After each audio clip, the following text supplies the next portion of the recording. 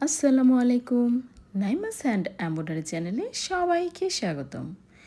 হলুদ কাঁথাটার অনেক অনেক রিকোয়েস্ট এর পর আমি হলুদ কাঁথাটার বেশ কয়েকটা ভিডিও দিয়ে ফেলেছি, ড্রয়িং আর সেলাইয়ের।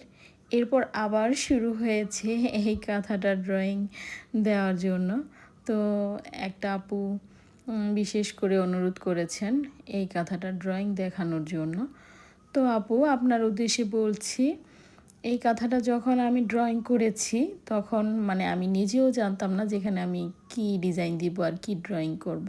তো যখন যেটা মাথায় এসেছে হুটহাট সেটাই এঁকে ফেলেছি আর একটু একটু করে সেলাই করেছি। তো এজন্য আর এই কাঁথার ড্রয়িংটা ভিডিও করে রাখা হয়নি। ভিডিও করে রাখা থাকলে তো অবশ্যই আপনাদের সাথে শেয়ার করতাম। তবে মাঝের ডিজাইনটার কথা জানি না। এই কর্নারের দুই পাশে কর্নারে যেই ফুলগুলো দিয়েছি ছোট ছোট করে চেন সেলাইয়ের মাধ্যমে, তো এই সেলাইটা দিয়ে আমার আরও একটা কাঁথা সেলাই করার ইচ্ছে আছে। আল্লাহ যদি চান তো পরবর্তীতে করব। তখন ইনশাল্লাহ মাঝে কি ডিজাইন দেব, এইরকম দিব কি না, বা চেঞ্জ করে হলেও বা এরকম হলেও আমি দুই সাইডের ডিজাইনটা সেম দিয়ে তারপর একটা কাঁথা যদি করি তো সেটা ইনশাল্লাহ আপনাদের সাথে শেয়ার করব। আর এখন আমি আপনাদেরকে খুব ক্লোজলি দেখিয়ে দিচ্ছি এটার মধ্যে কী কী ডিজাইন আছে, যেহেতু অনেক ধরনের ডিজাইন দিয়ে মাঝের ডিজাইনটা করা হয়েছে। আর কিনারটা দেখেন যে এইভাবে, এগুলো কিন্তু সব চেইন সেলাই।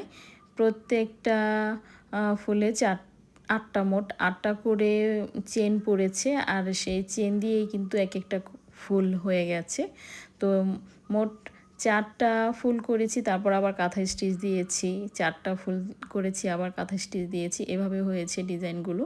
তো 3 লাইন আমি বেগুনি কালারের সুতা দিয়েছি আর মাঝে 1 লাইন হালকা গোলাপি কালারের সুতা দিয়েছি, এভাবেই করেছি।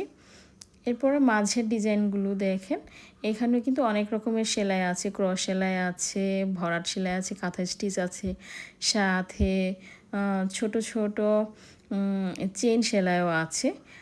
আর বিশেষ করে এই যে ঢেউ ঢেউ সেলাইটা দেখতে পাচ্ছেন বড় ফুলে, লাল রঙের সুতাগুলোর মধ্যে যেই ডিজাইনটা বিশেষ করে, তো এই সেলাইটা কিন্তু ঢেউ ঢেউ তেমন কিছুই না, শুধু 2 রাউন্ড কাঁথা স্টিচ দিয়েছি।